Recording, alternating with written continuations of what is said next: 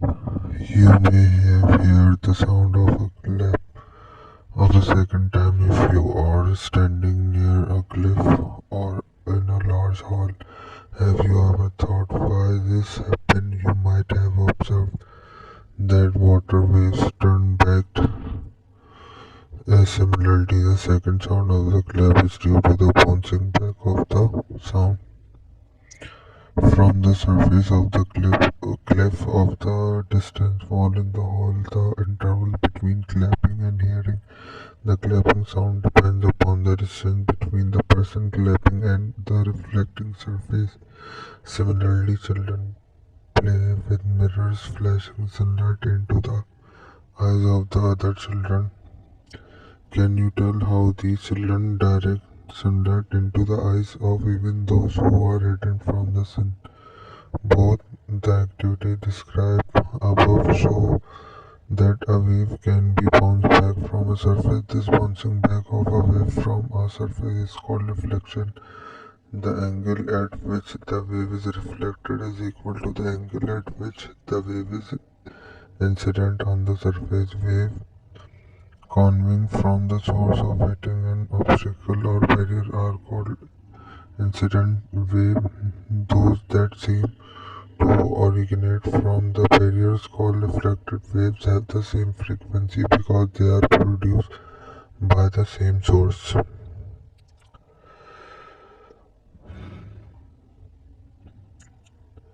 In the second example, the light is reflected by the mirror. By setting the mirror in the appropriate direction, the sun rays can be thrown in many directions. The longitude waves such as sounds. What happens when two sets of waves form by dropping by some by stones is a pond on meeting. Suppose two different sets of waves of the same amplitude from on the surface approach each other. The waves may started from the opposite ends of a string, or they may be two circular waves form the surface of water when two stones are dropped in it. When two different of waves meet, they are neither reflected nor absorbed by each other. One simply passes over the other. However, at those points where the waves meet, the net amplitude of the combined wave will be the algebraic sum of the displacement of the two separate waves. By interference, we mean the interaction of two waves passing through the same region of space at the same time. It may be observed that if a given point, the crest of the throats of the two waves arrive simultaneously, then the combined wave is larger than either of the two waves. This is called constructive interference. If, however, the crest of one wave arrives in spontaneous with the throat of the other wave, then the two stationary waves may be produced by means of a single surface. For example, the incident waves may interfere with the reflected waves to produce stationary waves as the incident waves and the reflected waves originate from the same source, pass through the same medium and possess the same amplitude and frequency. Such a wave is called a stationary wave because it does not appear to the moving parts. The points of destructive interference called nodes and of constructive interference called antinodes remain in fixed position.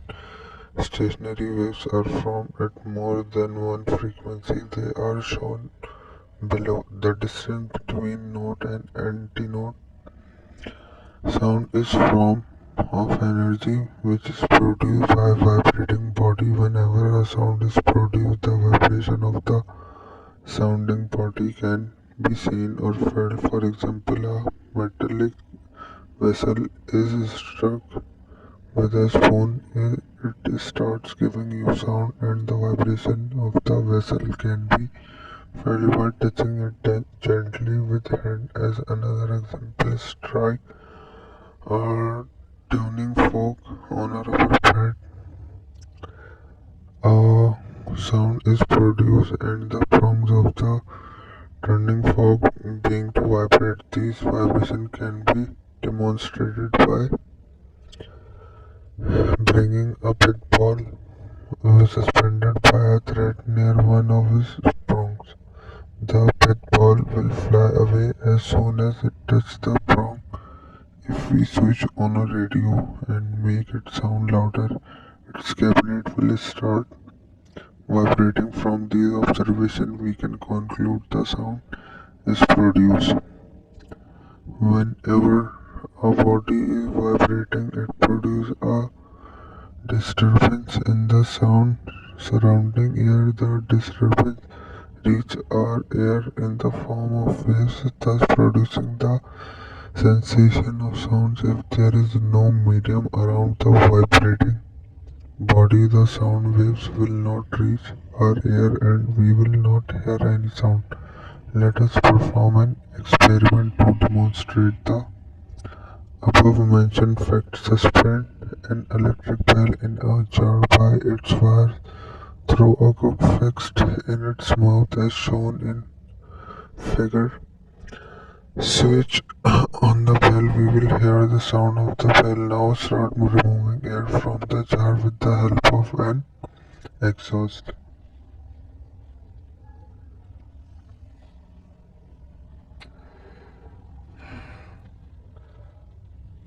The loudness of the sound of the bell will start decreasing. Ultimately, although the hammer is still seen striking the bell. This experiment shows that air is necessary for the propagation of sound. In fact, a material medium such as air, water, metals, etc. is needed for the sound to travel from one place to another. A vibrating body produces sound and it travels from one place to another in the presence of a medium. How the sound waves travel in a medium.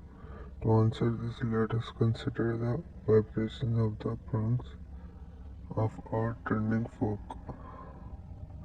A sound is produced when we strike a turning fork with a rubber pad and its prongs starts vibrating. The right prong of the running fork is vibrating between the position A and B about its main position. When the prong moves from A to B, it compresses the adjacent layer of air to the right. This compressed layer of air hands over from the layer to layer and a wave from compression moves forward. As the prong moves B to A, the pressure of the adjacent layer of air to the right decreases and the layer is rarefied. The particles of the next layer of air slightly move towards the left to compensate for this rarefaction produced in the first layer of air. Consequently, the second layer of air is rarefied, and we say that the rarefaction is produced in the first layer is handed over to the second of layer of air. This process continues, and in this way, the rarefaction is harmed over from layer to layer, and a wave of rarefaction moves forward. Thus, a strip vibrates compression and rarefaction and produce and one and other and they travel outward. The series of compression and rear phase is known as sound waves. The compression is represented by C and rarefaction is represented by R. Notice that the molecules of air vibrate about their mean position as the sound waves